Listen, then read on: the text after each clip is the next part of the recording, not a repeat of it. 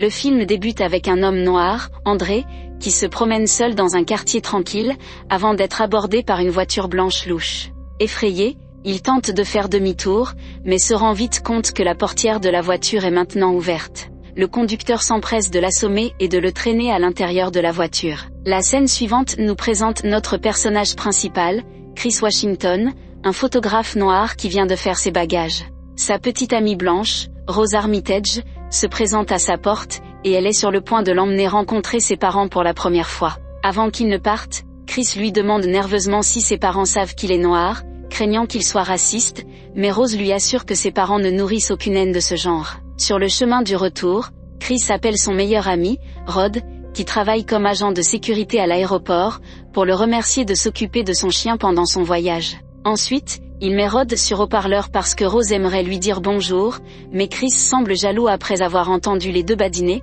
alors Rose le taquine à ce sujet. Mais de façon inattendue, un cerf bondissant frappe leur pare-brise, choquant les deux. Ils sortent de la voiture et découvrent qu'un des rétroviseurs est cassé, et Chris trouve le cerf mourant à l'orée du bois. Il décide d'appeler la police, mais au milieu de l'interrogatoire, la police demande à voir la carte d'identité de Chris sans aucune raison. Furieuse parce que Chris n'était même pas celui qui conduisait, Rose réprimande le policier raciste. Les deux amoureux reprennent ensuite leur route, jusqu'à ce qu'ils arrivent enfin à la résidence des parents de Rose. Il est clair que les parents de Rose sont aisés, son père, Dean Armitage, est neurochirurgien et sa mère, Missy, est psychiatre. Mais alors que le père lui fait visiter la maison, Chris ne peut s'empêcher de s'offusquer du fait que le jardinier et la gouvernante de la famille sont tous deux noirs. Remarquant le malaise de Chris, Dean lui explique que la femme de ménage et le jardinier travaillaient tous deux comme gardiens pour ses parents, mais qu'après la mort de ces derniers, il ne pouvait supporter l'idée de les laisser partir et a donc décidé de les garder. Ensuite, ils s'assoient tous les quatre sous le porche pour discuter, et les parents annoncent qu'ils organisent une fête demain. On y apprend également que la mère de Chris est morte quand il était jeune, renversée par une voiture. Comme le sujet semble sensible, les parents changent de sujet et parlent du fait qu'ils ont remarqué que Chris était fumeur à cause de ses manières. Le père propose à Chris d'essayer la thérapie par hypnose de Missy, que Dean prétend efficace pour l'aider à se débarrasser de cette habitude. Pendant qu'ils discutent, Georgina, la gouvernante, leur verse du thé, mais on voit bien qu'il y a quelque chose qui cloche chez elle, on peut voir chez elle des expressions à la fois heureuses et stressées. En voyant cela, Missy demande impoliment à la gouvernante de s'en aller. Mais avant de voir la réaction de Chris, ils sont interrompus par Jérémy, le jeune frère de Rose qui vient de rentrer de l'école de médecine. Pendant le dîner, Jérémy, ivre, raconte avec animation une histoire embarrassante sur Rose au lycée, tandis que la gouvernante se cache étrangement en arrière-plan. Mais par la suite, l'atmosphère devient tendue lorsque Jérémy commence à demander à Chris à quel point il est un bon combattant, et mentionne que le patrimoine génétique des Noirs les rend physiquement plus forts par rapport aux Blancs. Les choses deviennent encore plus bizarres lorsque Jérémy se lève de son siège et s'apprête à défier Chris pour une bagarre. Heureusement, les parents mettent un terme à la situation avant que les choses ne dégénèrent. Lorsque le couple se retrouve enfin seul dans la chambre de Rose, celle-ci s'emporte contre les comportements bizarres et racistes de sa famille tout au long de la journée. Elle s'excuse auprès de Chris, car elle ne s'attendait pas à ce que sa famille soit comme ça. Plus tard dans la nuit, Chris n'arrive pas à s'endormir, alors il décide de sortir pour fumer. Mais en quelques secondes, il a la vision étrange de Walter, le gardien, qui court droit vers lui. Mais l'homme ne fait que passer devant lui. Lorsqu'il se retourne, il trouve Georgina à la fenêtre, en train de vérifier son propre reflet et apparemment incapable de le voir. Lorsque Chris retourne à l'intérieur plus tard, il trouve Missy en train de siroter du thé dans la salle de thérapie, et décide de la rejoindre. Missy commence à le questionner sur son habitude de fumer, et lui demande s'il veut essayer la thérapie maintenant. Mais avant qu'il ne réponde, elle commence à remuer le thé, le bruit de raclage semblant affecter Chris. Elle pose ensuite à Chris des questions très indiscrètes sur ce qu'il faisait au moment de la mort de sa mère. Même s'il est réticent, le bruit du thé qui remue l'incite en quelque sorte à répondre. Missy continue à le questionner sur ce moment traumatisant de son passé. Avec le temps, il se met à pleurer et finit par se sentir paralysé. Et comme touche finale, Missy prononce un mot, couler, qui lui donne involontairement l'impression de couler dans son propre esprit. Il essaie désespérément de se relever, mais en est incapable. Missy appelle cela le lieu perdu. Sa conscience a quitté son corps, alors que son corps est toujours paralysé dans le fauteuil. L'instant d'après, il se réveille dans le lit de Rose et reçoit un message de son meilleur ami Rod. Il constate que sa batterie est faible, alors il la branche. Ce jour-là, il décide de sortir pour prendre des photos de son environnement et va voir Walter, le gardien, et essaie de lui parler. Là, nous remarquons qu'il y a quelque chose de bizarre chez lui, ses yeux semblent distants et son accent ressemble à celui d'une personne blanche des années 50. Il évoque également l'habitude de Chris de fumer et demande si la thérapie avec Missy a fonctionné la nuit dernière, prouvant à Chris que son cauchemar n'en était pas un. Chris informe immédiatement sa petite amie de l'hypnose qu'il a subie, ce qui l'incite à s'excuser pour ce que sa mère a fait. Il découvre également que l'hypnose a été un succès, puisqu'il ne ressent plus l'envie de fumer. Juste après, les deux amoureux observent par la fenêtre l'arrivée de dizaines de riches blancs pour la fête annuelle des Armitage. La plupart des invités sont de vieux blancs, qui se comportent bizarrement à la vue de Chris. Un vieil homme semble fasciné de savoir si Chris est bon au golf, car Tiger Woods l'est. Il rencontre également une dame, qui demande à Rose si Chris est meilleur au lit parce qu'il est noir.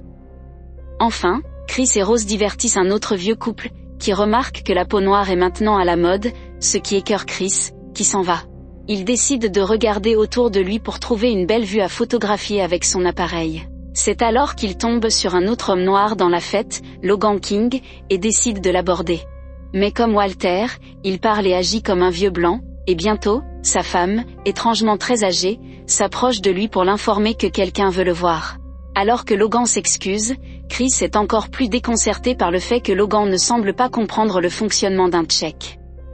Plus tard, Chris trouve à la fête un aveugle du nom de Jim Hudson, dont Chris reconnaît le nom, car il s'agit d'un célèbre conservateur d'art qui est devenu aveugle à la suite d'une maladie génétique.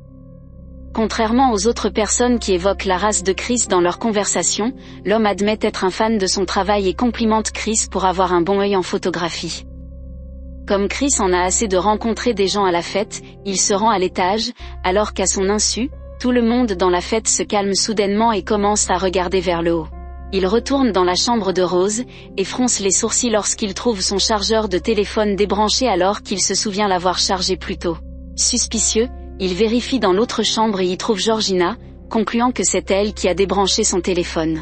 Il raconte alors à Rose ce que Georgina a fait, mais Rose ne croit pas que la gouvernante ait voulu faire du mal.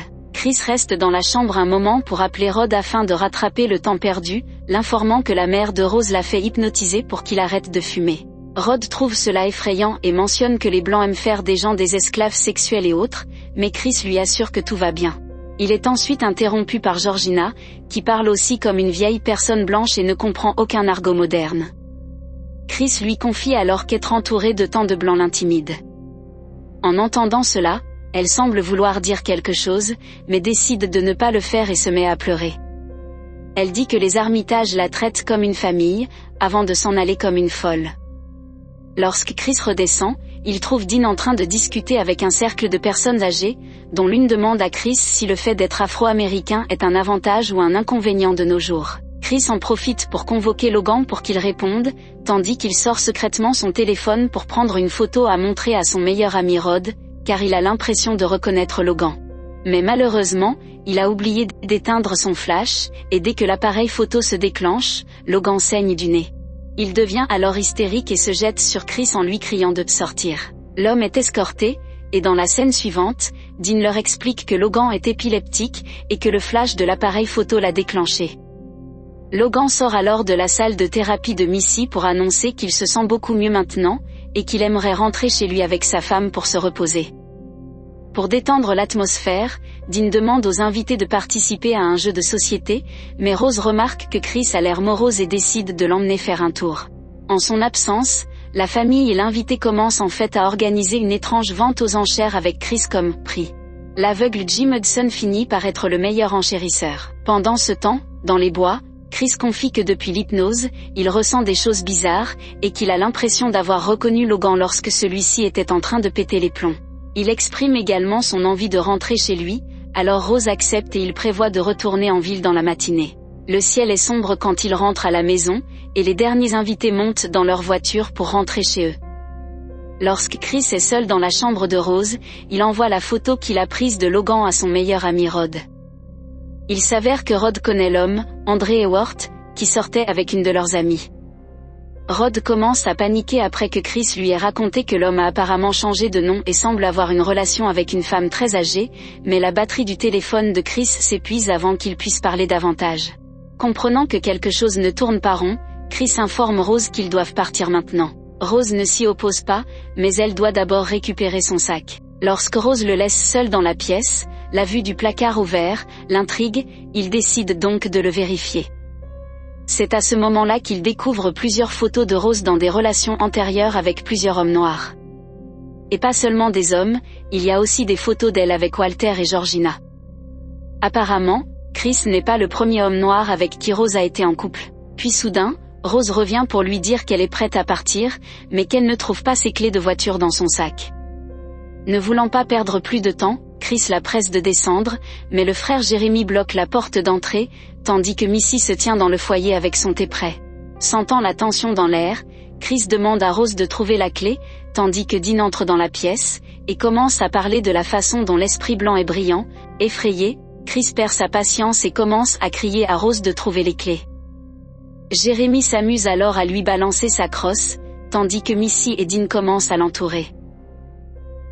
Pendant ce temps, Rose lui révèle enfin qu'elle fait partie des plans de sa famille depuis le début. Lorsque Chris se jette sur Jérémy, Missy tape sur sa tasse de thé, ce qui le fait retomber sous hypnose. Chris n'a plus d'autre choix que de regarder la famille le traîner au sous-sol. Pendant ce temps, en ville, Rod commence à s'inquiéter. Il essaie d'appeler Chris à plusieurs reprises mais ne reçoit aucune réponse. Cette nuit-là, il décide de faire une recherche Google sur André, et découvre un article de personnes disparues de lui. Revenons à Chris. Il se retrouve attaché à une chaise à son réveil, incapable de se libérer malgré ses efforts. La télévision devant lui s'allume soudainement, diffusant l'enregistrement d'un homme blanc, qui n'est autre que le grand-père de Rose. Il commence à parler de la façon dont Chris a été choisi en raison de son avantage génétique en tant qu'homme noir. Ensuite, l'enregistrement d'un thé que l'on remue est diffusé, ce qui rend Chris à nouveau inconscient. Le lendemain, Rod se rend à la police pour signaler qu'il soupçonne son ami Chris d'être pris en otage par une famille blanche. Il explique qu'ils enlèvent des noirs pour en faire des esclaves sexuels, mais la police se moque de lui. Cela n'arrête pas Rod. Il essaie d'appeler le téléphone de Chris une fois de plus, mais cette fois, c'est Rose qui répond. Elle fait semblant d'être confuse, disant que Chris a appelé un taxi brusquement et qu'il est parti il y a 2 jours, mais Rod a vu clair dans ses mensonges. Cependant, lorsque Rod commence à enregistrer leur appel, Rose montre son côté manipulateur en changeant de sujet et en disant qu'elle sait à quel point Rod veut la baiser, ce qui l'effraie et le pousse à raccrocher. Pendant ce temps, Chris se réveille à nouveau dans la cave pour trouver John Hudson, aveugle, à la télévision. Il explique calmement à Chris qu'une intervention chirurgicale va avoir lieu, qui consiste à transplanter son cerveau dans le corps de Chris. Une fois l'opération terminée, la conscience de Chris ne sera pas entièrement perdue, mais il sera un passager dans son propre corps, qui coulera dans le lieu perdu. Il se trouve que la famille de Rose a transféré la conscience de vieux blancs dans le corps de jeunes noirs, leur conférant des caractéristiques physiques préférées et une forme tordue d'immortalité. Mais dans le cas de John, ce sont les yeux de Chris qu'il veut le plus. Après la fin de l'appel, Chris remarque le coton qui dépasse de son accoudoir, juste avant que l'enregistrement du thé ne repasse, obligeant Chris à se préparer à s'évanouir. Dans l'autre pièce, Dean commence la procédure de transplantation du cerveau, tandis que Jérémy va chercher Chris. Il enlève les sangles qui maintiennent Chris sur la chaise et prépare une perfusion. Mais quand il ne regarde pas, Chris le frappe avec une balle de crosse. Il s'avère que Chris a bloqué le déclencheur de l'hypnose en se bouchant les oreilles avec du coton tiré de la chaise. Il regarde alors le cerf monter sur le mur, et a une autre idée. Comme Jérémy n'est pas revenu depuis un certain temps, Dean part à sa recherche, et c'est à ce moment-là que Chris se montre et lui enfonce les cornes du cerf, le faisant saigner à mort. L'homme malfaisant renverse une bougie, ce qui met le feu à la salle d'opération avec un Jim Hudson anesthésié à l'intérieur. Ensuite, Chris monte à l'étage et se retrouve face à face avec la mère, faisant tomber la tasse de thé de la table avant qu'elle ne la prenne. Elle prend alors un objet pointu et lui poignarde la paume avec. Alors que les deux luttent l'un contre l'autre, Chris parvient à la maîtriser et à la poignarder dans l'œil. Lorsqu'il arrive enfin à la porte d'entrée, un Jérémy ensanglanté apparaît et le coince par la tête, alors qu'il se bat pour atteindre la porte. Chris parvient à le poignarder dans le tibia. Chris lui frappe ensuite le crâne pour s'assurer qu'il soit bien mort cette fois. Pendant ce temps, Rose est à l'étage en train d'écouter de la musique et de chercher sur Google des photos d'hommes noirs torse nu, sans se rendre compte de ce qui se passe.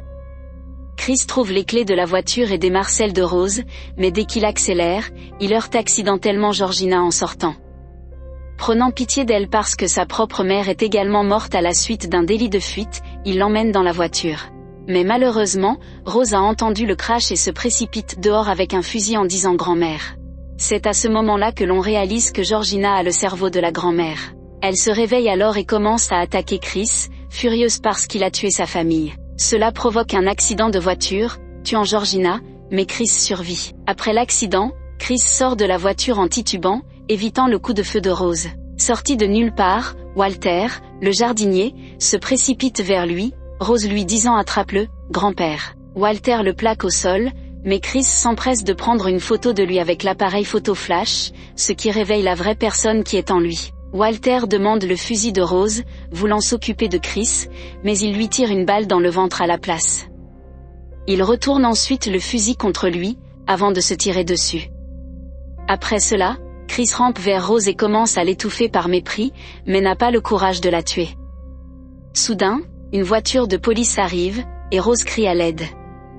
Mais heureusement, il s'agit en fait d'une voiture de sécurité de l'aéroport, qui appartient à nul autre que son meilleur ami Rod.